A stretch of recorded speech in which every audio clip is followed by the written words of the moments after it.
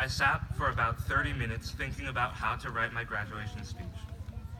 I thought about the usual layout. I would introduce myself, thank the parents for being here, the teachers for teaching me, and my classmates for being with me through thick and thin. I'd move on to a semi-fictional anecdote about my first day at school and make myself seem small and scared. But when I finally arrived at Redwood, what I got was completely unexpected.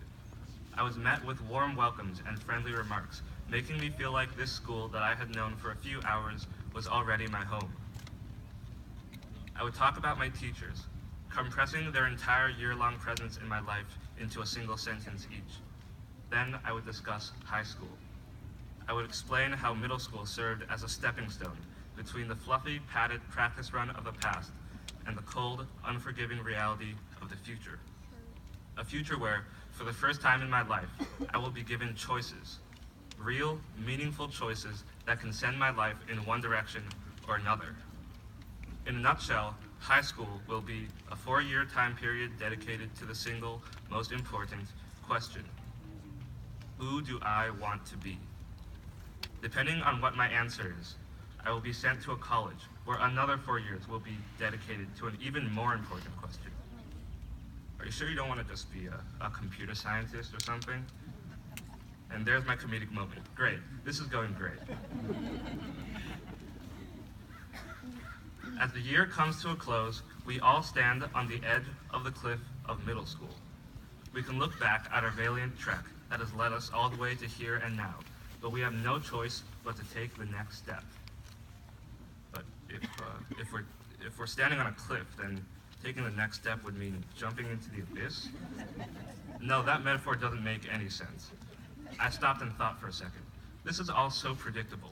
My speech would be lost in the sea of mediocrity, staying in my audience's memory for little more than a few minutes. I didn't want my speech to feel manufactured like a time filler with the sole purpose of elongating the graduation. I wanted to talk about things that I really cared about and skip all the unspoken requirements. So I started over. I thought about us longing to get through school as quickly as possible and plunge into the real world where we could do real things. We were excited to move into high school, if only to get closer to adulthood. But middle school showed me something.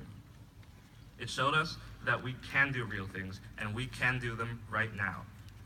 You don't have to wait for high school or college or adulthood. With that mindset, you'll be waiting your entire life, and before you know it, it'll be over. Just like how life doesn't end at retirement, it doesn't start at adulthood either. Life stretches from the moment you are born to the moment you die, and the 20-year margins at the beginning and end are just as important as the middle chunk. Middle school was the place where I finally came to this realization. We made videos, fixed computers, created music, and organized events. Because of middle school, we won't be spending the next decade of our lives waiting for things to happen. We will be making things happen, or at least we'll try. And for that, thank you parents for being here, teachers for teaching me, and students for being with me through thick and thin. Thank you.